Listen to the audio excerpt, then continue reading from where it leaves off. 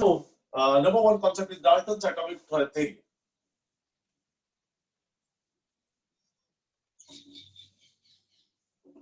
Dalton's atomic theory. आता Dalton म्हणलं की आपल्याला वाटतं मराठीत एकदम डाल्टन शब्द आहे नाही का काहीतरी है ना, मम्मी डाल्टन पप्पा डाल्टन असं आपण म्हणतो. हा डाल्टन म्हणजे सायंटिस्ट आहे. Okay, so this is you can say Dalton's atomic theory. This is called Dalton's atomic theory. Dalton हे सायंटिस्टचं नाव आहे आणि त्यांनी ॲटॉमिक थिअरी मांडली. आपल्याकडे 2000 वर्षापूर्वीच्या आसपास ऋषी महर्षी काळात होऊन गेले हो की नाही, आणि त्यांनी असं म्हणलं की हे जग जे आहे, ही दुनिया जी आहे ती अणु आणि परमाणूची बनलेली आहे. This world is made up of atoms and molecules. अणु आणि परमाणू पासून बनलेले असं त्यांनी 2000 साली मांडलं. 18th सेंचुरी मध्ये 18व्या शतकामध्ये डाल्टन नावाचा सायंटिस्ट येतो आणि तो असं म्हणतो every matter is made up of tiny particles. Every matter is made up of tiny particle. आता मॅटर म्हणजे काय आपण केमिस्ट्रीत पाहिले, matter is anything which occupy space and has the mass. Matter is anything which occupy space and has the mass is called as matter. And प्रत्येक matter is made up of tiny particle of atom. Tiny म्हणजे सगळ्यात छोटा particle. Tiny शब्दाचा अर्थ आहे सगळ्यात छोटा particle. कुठलंही मॅटर, दगड घ्या, पेन घ्या, घर घ्या, गाडी घ्या, हा ना, ज्या ज्या वस्तू आपण मॅटर मध्ये मोजतो त्या सगळ्या मॅटरचा जर विचार केला आपण तर सगळं मॅटर हे सगळ्यात छोट्या पार्टिकल पासून बनलेलं असतं. तर सगळ्यात छोटा पार्टिकल म्हणजे आपण त्याला म्हणतो आपण ॲटम, असं डाल्टन म्हणतो. डाल्टन नावा सायंटिस्ट म्हणतो की matter is made up of very tiny particle known as atom. त्यामुळे हे सगळ्यात त्याचं पहिलं पॉस्युलेट झालं. पहिलं postulate, matter is made up of tiny particle. Tiny particle that is called as atom. Okay, tiny छोटा particle, TINEY, tiny particle. Okay, सगळ्यात छोटा पार्टिकल. दुसरं, atoms of the same elements are similar. Okay, atoms of the same elements are similar. Atoms are same of same element. हायड्रोजनचे सगळे item एक सारखेच असतात. नायट्रोजनचे सगळे ॲटम एक सारखेच असतात. त्यामुळे एका मूलद्रव्याचे सगळे अणू एक सारखेच असतात. Atoms of the all elements are similar असं त्याला म्हणतो, सेम. तिसरा, atoms of the different elements are different. Different elements are different. Okay, atoms of different elements are different. वेगवेगळ्या मूलद्रव्याचे अणू वेगळे असतात.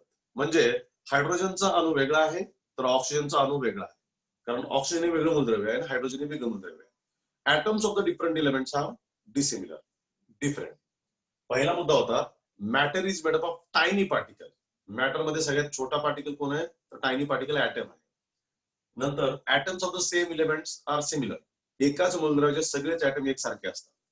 आणि तिसरा, atoms of the different elements are dissimilar. वेगवेगळ्या अणूचे, वेगवेगळ्या मूलद्रव्याचे अणू हे वेगळे असतात, त्याला आपण म्हणतो atoms are different. Then fourth one, when chemical reaction occurs, atom is neither created nor destroyed. Chemical reaction ज्या वेळेला होते त्यावेळेला ॲटम तयार पण होत नाही आणि ॲटम डिस्ट्रॉय पण केला जात नाही. Atom can neither be created nor be destroyed. Only atoms undergo rearrangement. ॲटमचं काय होतं, रिअरेंजमेंट. ॲटम्स होतो रिअरेंजमेंट. ॲटमचं फक्त रिअरेंजमेंट होतं. म्हणजे ॲटम जे आहेत ना ते ॲटमचं फक्त रिअरेंजमेंट होतं. ॲटम हे ह्याच्यामध्ये येतच नाही, म्हणजे ब्रेक पण होत नाहीत आणि तयार पण होत नाहीत. अणू हा कोणाला तयार करता येत नाही आणि अणू हा डिस्ट्रॉय पण करता येत नाही असं डाल्टननी म्हटलं बरं का. आणि त्यामुळं ॲटम फक्त रिअरेंजमेंट मध्ये, म्हणजे फॉर एक्झाम्पल आता बघा लक्षात घ्या, आपण असं म्हणलं की HCl plus NaOH producers NaCl plus H2O. आता ही रिएक्शन आपल्याला लक्षात येते. या रिएक्शन मध्ये हा हायड्रोजन क्लोराईड, सोडियम हायड्रॉक्साईड वर रिॲक्ट होतो, NaCl आणि H2O तयार करतो. आता याच्यामध्ये काय होतं, हायड्रोजन क्लोराईड आणि NaOH रिएक्शन होतात तर NaCl तयार होतात. Na इथं आहे बघा, हा सोडियम आहे आणि हा क्लोरीन इथं आहे. हा क्लोरीन सोडियम बरोबर निघून जातो. हा क्लोरीन जो हायड्रोजन बरोबर होता तो सोडियम बरोबर निघून जातो, NaCl तयार होतो. आणि हा H हा OH बरोबर निघून जातो, हा H OH बरोबर जातो. म्हणजे काय झालं, ॲटम कुठलाही तयार झाला नाही. बस जो ॲटम हायड्रोजन बरोबर होता तो सोडियम बरोबर निघून गेला आणि जो Cl बरोबर H होता तो OH बरोबर निघून गेला. एवढंच फक्त होतं. म्हणजे हेच सांगितलं की ज्या वेळेला केमिकल रिएक्शन होते, whenever chemical reaction occurs, atoms undergo rearrangements. Atoms फक्त काय होतं, रिअरेंजमेंट्स होते, असंही त्यांनी त्या ठिकाणी सांगितलं. So and all reaction occurs at atomic level, and all reaction occurs at atomic level. हे त्याचे पॉइंट्स होते. डाल्टन्स ॲटॉमिक थेअरीचे हे 4 ते 5 पॉइंट्स होते महत्वाचे. डाल्टन्स ॲटॉमिक थेअरी काय म्हणते, number 1, matter is made up of very tiny particles known as atom. Point number 2, atoms of the same elements are similar. Atoms of the same elements are similar. Point number 3, atoms of the different elements are different. प्रत्येक मूलद्रव्याचा element item हा वेगवेगळा आहे. आणि शेवटी when chemical reaction occurs, atom neither created nor destroyed. Atom तयार पण होत नाही, डिस्ट्रॉय पण होत नाही. Atom just rearrange होतात. Atom just rearrange होतात. म्हणजे ॲटम फक्त इकडचा ॲटम तिकडे जातो यासारखा, आणि रिॲक्शन नेहमी ॲटॉमिक लेवलला होते. शेवटचा पाचवा. So fifth point that reaction occurs at atomic level. Reaction he atomic लेवलला होते. ॲटॉमिक लेवलला, जसं की आपल्याला माहिती आहे बायोलॉजिकली आपल्या शरीरामध्ये सेल्स असतात सगळ्या छोट्या, है ना, म्हणजे पेशी आपण त्याला म्हणतो मराठीमध्ये. आपलं शरीर किंवा कुठल्याही माणसाचं आणि कुठल्याही वनस्पतीचं शरीर हे पेशींनी बनलेलं असतं. तेव्हा आपल्या शरीरात जर पेशी खराब व्हायला लागल्या तर हळूहळू तो ऑर्गन सिस्टीम फेल्युअर होते, आहे की नाही. तर पेशी जसे आपल्या शरीरात सगळ्यात छोट्या असतात, तसं इथे ॲटम सगळ्यात छोटा असतो आणि ॲटमच्या लेवललाच रिॲक्शन होते. त्यामुळे एका मूलद्रव्याचा ॲटम दुसऱ्या मूलद्रव्याच्या ॲटम बरोबर रिॲक्ट होतो. त्यामुळे reaction always occurs at atomic level. Reaction he molecular लेवलला होत नाही, रिॲक्शन ही ॲटॉमिक लेवलला होते. समजतंय. सो हे त्याचे पॉसिबिलिटीज आहेत डाल्टन्स ॲटॉमिक थिअरीचे. क्लिअर. ही 18th सेंचुरी म्हणजे 18व्या शतकामध्ये या सायंटिस्टने असं मानलं. क्लिअर. आता मॅटरचा सगळ्यात छोटा पार्टिकल ॲटम आहे. मॅटरचा सगळ्यात छोटा पार्टिकल ॲटम आहे. म्हणजे मग आता मुद्दा असा येतो की हा जो ॲटम आहे, ॲटमचे काही गुणधर्म आपल्याला माहित आहेत, ॲटमच्या काही प्रॉपर्टी माहित आहेत. मग त्या ॲटमचे आणि मॉलिक्युलचे काही गुणधर्म शोधण्याचा प्रयत्न केला आणि मग आपल्या समोर ॲटॉमिक वेट नावाची एक संकल्पना आली, कॉन्सेप्ट आला. So let's go to second concept, atomic weight. ठीक आहे. ही डाल्टन्स ॲटॉमिक थिअरी फार सोपी आहे, विचारली जाऊ शकते. दुसरा atomic weight. Okay, atomic weight. कुठला पण ॲटम असला की त्या ॲटमशी काही गुणधर्म जोडले गेले आहेत.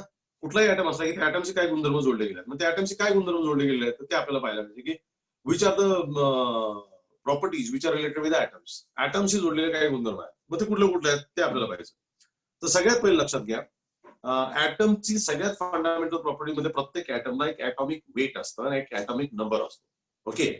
आता कुठलंही इलेमेंट जसं की आपण काल पाहिलं कार्बन 6 आणि 12 हे आपण पाहिलं. कार्बन 6, 12 केमिस्ट्रीमध्ये कुठलंही, विशेषतः न्यूक्लिअर केमिस्ट्रीमध्ये कुठलंही एलिमेंट हे असं दाखवलं जातं. हा सी म्हणजे सिम्बॉल ऑफ एलिमेंट, इलेमेंटचा सिम्बॉल असतो. म्हणजे हे कार्बन एलिमेंट आहे असं सांगतं. हा जो असतो हा ॲटॉमिक नंबर असतो आणि हा जो असतो हा ॲटॉमिक मास नंबर असतो. ॲटॉमिक नंबर म्हणजे अणुक्रमांक. हा अणुवस्तुमानांक, मराठीत ज्याला म्हणतात अणुवस्तुमानांक, ज्याला ॲटॉमिक नंबर असं म्हणतात. याला ॲटॉमिक मास नंबर असं म्हणतात आणि याला ॲटॉमिक नंबर म्हणतात. ॲटॉमिक मास आणि ॲटॉमिक नंबर दोन्हीत फार फरक आहे. तुम्ही periodic table, school of element नावाचा चॅप्टर जो पाहिला होता, मूलद्रव्यांची शाळा वगैरे असं काहीतरी मराठी हेडिंग असेल, त्याला स्कूल ऑफ एलिमेंट म्हणतात. त्याच्यामध्ये पाहिलं होतं की हे जे सायंटिस्ट आहेत मेंडेलिव्ह आणि ज्यांनी क्लासिफिकेशन ऑफ पिरियॉडिक टेबल केलं, एलिमेंटचं केलं, तर त्यांनी अणुक्रमांक हा महत्वाचा मानला होता, अणुवस्तुमांक हा महत्वाचा मानला होता, है ना. तो हे आपण त्या ठिकाणी पाहिलेलं आहे क्लासिफिकेशन ऑफ एलिमेंट. तो तोच आहे. तर ॲटॉमिक वेट ही एक महत्वाची प्रॉपर्टी आहे, महत्वाचा गुणधर्म आहे. हा 12 आहे. 12 म्हणजे ॲटॉमिक वेट आहे, त्यालाच आपण ॲटॉमिक मास असं म्हणतो. ॲटॉमिक मास आणि ॲटॉमिक वेट हाच आहे तो. तर हा आहे तो आपल्याला पाहिजे. प्रत्येक ॲटमला ॲटॉमिक मास असतं, प्रत्येक ॲटमला ॲटॉमिक मास असतं आणि ती त्याची फार महत्वाची प्रॉपर्टी असते. आणि मग ते ॲटॉमिक मास मोजण्याचा प्रयत्न केला गेला. पण आता ॲटॉमिक मास जर मोजायचं तर ॲटम सगळ्यातच छोटी क्वांटिटी आहे, ते मोजणार कसं? जसं आपण दुकानात गेल्यानंतर समजा आपण 1 किलो साखर आणायला गेलो तर एक स्टँडर्ड वेट असतं आणि त्या वेटवरती ह्या बाजूला 1 किलोचं वेट असतं, ह्या बाजूला 1 किलो साखर ठेवली जाते आणि ते इक्वल झालं की आपल्याला दिलं जातं.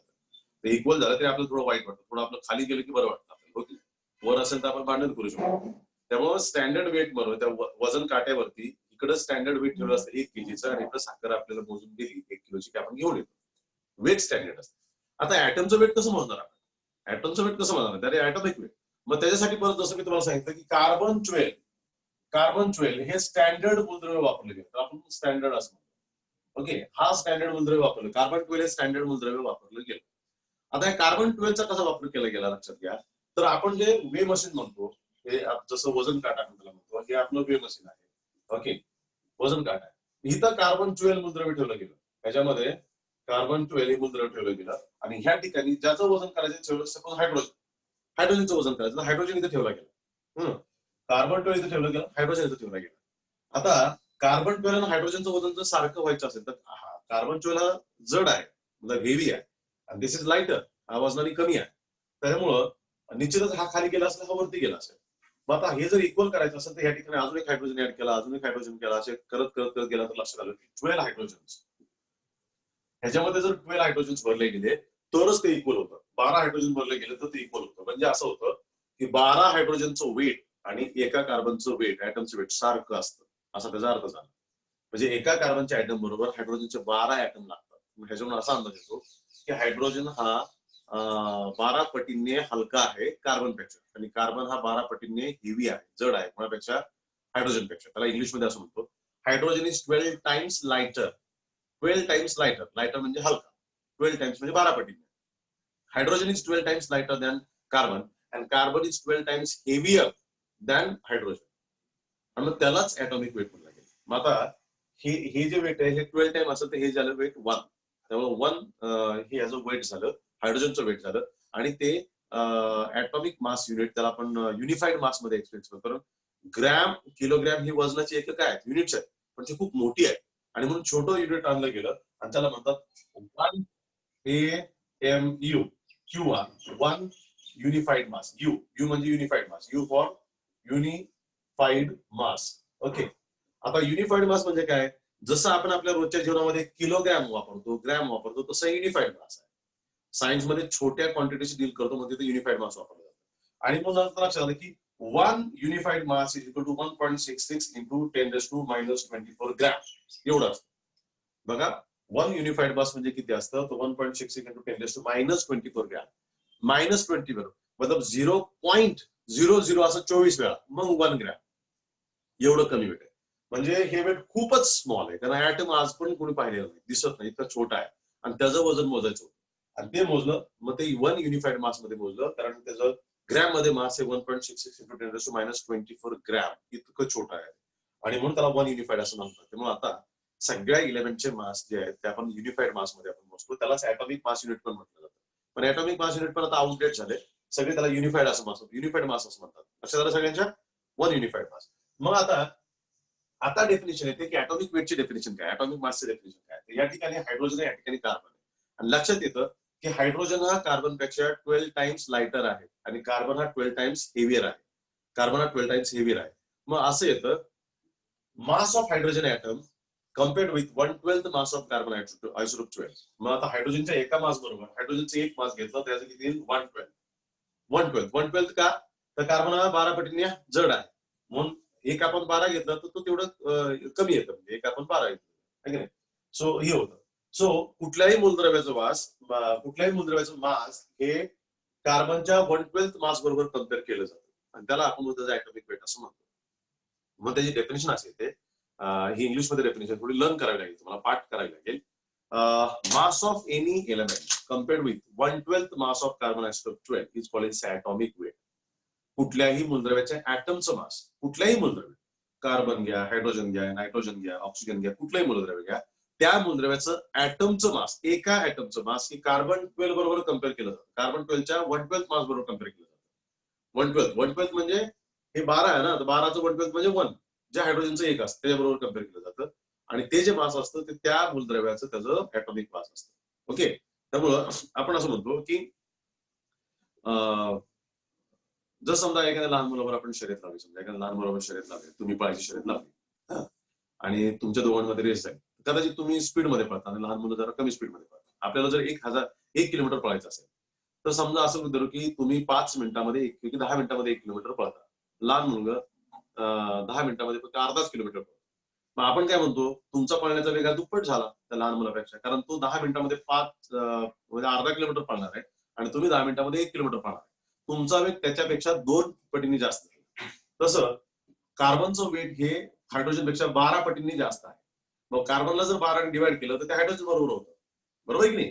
कार्बनला जर 12 डिवाइड केलं तर हायड्रोजन बरोबर होतं. मग आपण ते डेफिनेशन अशी म्हणतो त्याला की weight of atom of an element compared with 1/12 mass, 1/12 म्हणजे 1/12, 1/12 mass of carbon isotope 12, 1/12 mass of carbon isotope 12.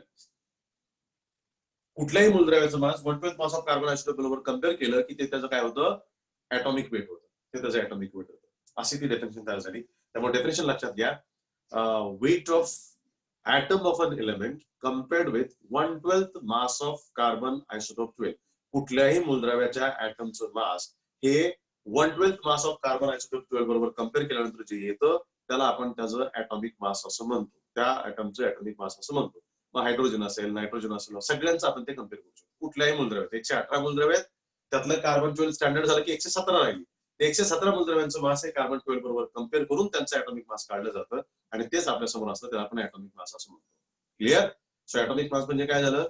Mass of atom of an element compared with 1/12 mass of carbon isotope 12 is called as atomic mass. Atomic mass is measured in atomic mass unit या फिर unified mass.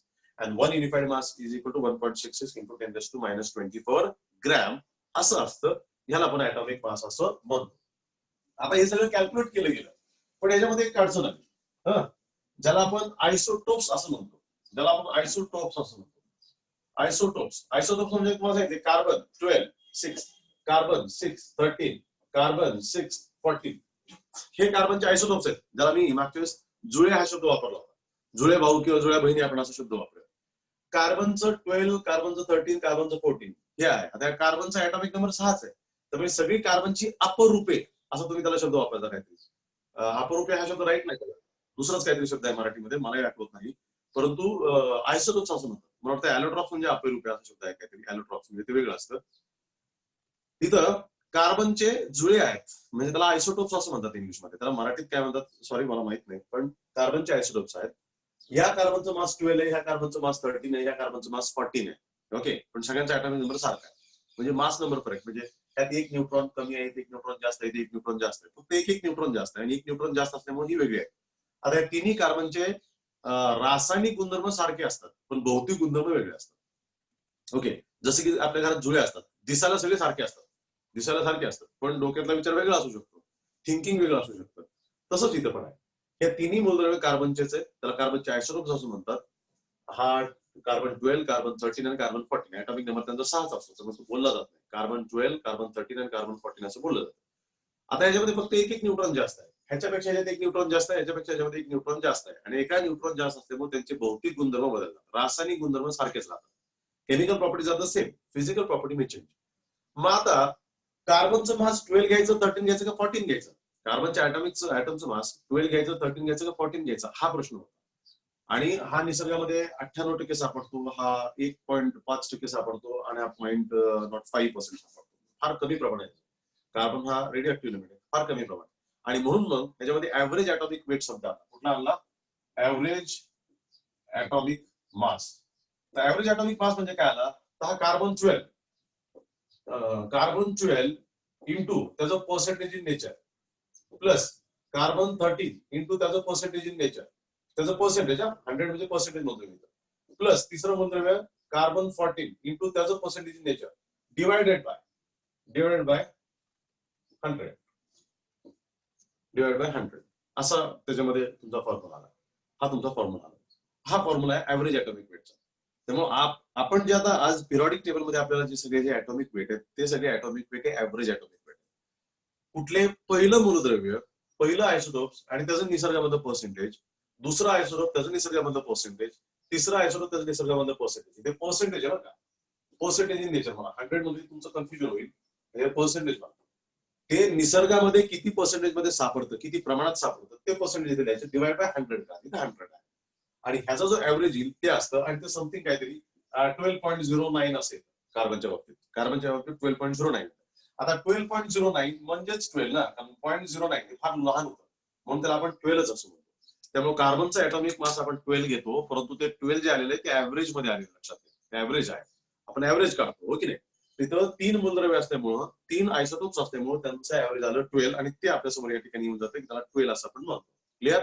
आज आपल्याकडे periodic atomic weight आहे ते सगळे average atomic weight आहेत, आपण म्हणत नाही, पण ते नेहमी ऍव्हरेज ऍटॉमिक वेट असते, लक्षात ठेवा. आणि ते ऍव्हरेज वेट आपल्यासमोर आलेले आहे. सो दॅट्स वाय त्या अनुषंगानेच आपण घेतो की आपल्यासमोर सगळे जे आहे ते ऍव्हरेज ऍटॉमिक वेट्स आहेत. क्लिअर? त्यामुळे पहिलं झालं डाल्टन्स ऍटॉमिक थेरी, दुसरं झालं ऍटॉमिक वेट, आणि तिसरं झालं ऍव्हरेज ऍटॉमिक वेट. आणि शेवटचा कॉन्सेप्ट आजच्या ह्याच्या हा फॉर्म्युला पुस्तकात पण दिलेला आहे, तुम्ही त्यातून वाचलं तरी लक्षात येईल. शेवटचा concept that's called molecular weight.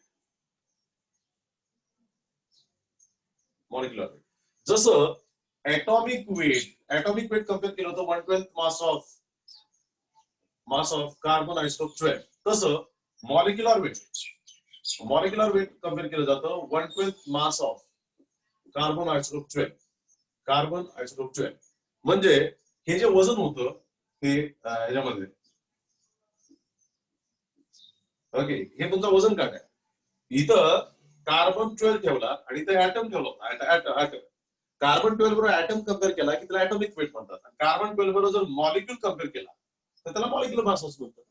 त्यामुळे डेफिनेशन सेम येणार, फक्त ऍटमच्या ऐवजी मॉलिक्युलर येणार. ऍटमच्या ऐवजी मॉलिक्युलर शब्द टाकला की मॉलिक्युलर वेट येणार आहे. त्यामुळे डेफिनेशन काय होते, molecule of any compound, molecular weight of any compound compared with 1/12 mass of carbon isotope 12. 1/12 mass of carbon isotope 12 is called as its molecular weight. Atomic weight compared, atomic weight. Molecular weight compared, molecular weight. है की नाही. आता matter मध्ये सगळ्यात छोटा particle atom असतो आणि compound मध्ये सगळ्यात छोटा पार्टिकल मॉलिक्युल असतो. म्हणजे वॉटर हे कंपाऊंड आहे, संयुग आहे, आणि वॉटरचा मॉलिक्युल असतो H2O, है ना. आता H2O ला जर ब्रेकडाऊन केला तर त्याच्यापासून हायड्रोजन ऑक्सिजन ऍटम मिळतील, पण वॉटर शिल्लक राहणार नाही. वॉटर एक्झिस्ट होणार आहे. वॉटर म्हणून ते एक्झिस्ट होण्यासाठी त्याच्यामध्ये H2O असायला पाहिजे, कारण वॉटरचा मॉलिक्युलर फॉर्म्युला H2O आहे. तो वॉटरचा मॉलिक्युलर वेट काय असणार आहे, तो वॉटरचा मॉलिक्युल इथं ठेवायचा आणि तो कार्बन 12 बरोबर कम्पेअर करायचा. वॉटरचा मॉलिक्युल इथं ठेवून कार्बन 12 बरोबर कम्पेअर केला की ते झालं त्याचं मॉलिक्युलर वेट.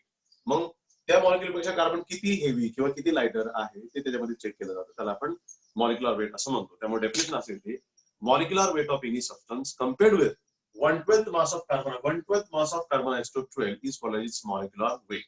Molecular weight सुद्धा आपण युनिफाईड मास मध्ये एक्सप्रेस करू शकतो आणि ग्रॅम मध्ये एक्सप्रेस करू शकतो. हे त्याच्या डेफिनेशन आहे. क्लिअर.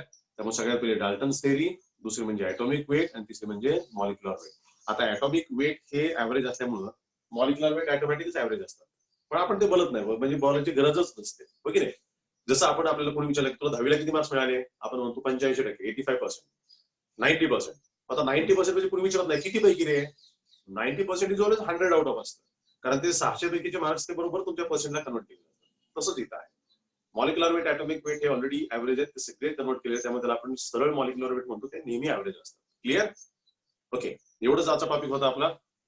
पहिला होता आपला डाल्टन्स ॲटॉमिक थेअरी, दुसरा atomic weight, average atomic weight आणि मॉलिक्युलर वेट. क्लिअर. आणि मॉलिक्युलर वेट कसं कॅल्क्युलेट करायचं असतं, तर हे जो वॉटर आहे, वॉटरचा हायड्रोजनचे atomic weight 1 into number of atoms किती आहेत 2, हे पहिल्या ब्रॅकेटमध्ये, प्लस दुसऱ्या ब्रॅकेटमध्ये ऑक्सिजनचे atomic weight 16 into 1 atom is equal to 2 1 जा 2 प्लस 16 1 जा 16, बरोबर काय आलं 18. त्याला आपण ग्रॅम म्हणतो. 18 ग्रॅम हे वॉटरचं मॉलिक्युलर वेट आहे. खरं तर फक्त 18 असतं, वॉटरचं मॉलिक्युलर वेट फक्त 18 असतं, कारण ते कार्बन बरोबर जस्ट कम्पेअर केलेलं असतं, पण त्याला आपण ग्रॅम मध्ये एक्सप्रेस करू शकतो आणि आपण त्याला 18 ग्रॅम असं म्हणू शकतो. 18 ग्रॅम हे झालं ऑक्सिजनचं वॉटरचं मॉलिक्युलर वेट. जबरदस्त. समजलं सगळ्यांना? सगळ्यांना समजलं की नाही समजलं? हो. ओके, बरं, चला मग ठीक आहे. आजचा टॉपिक संपला आणि हा चॅप्टर पण संपला. ह्याचे न्यूमेरिकल्स बाकी आहेत. आपण आता उद्याच्या किंवा परवाच्या लेक्चरमध्ये आपण त्याचे न्यूमेरिकल्स घेऊया. आणि होप सो मी सुरुवातीला जी तुम्हाला अनाउन्स केली त्या सगळ्या कार्यक्रमात तुम्ही उद्या थांबा. ठीक आहे. Thank you very much. See you tomorrow.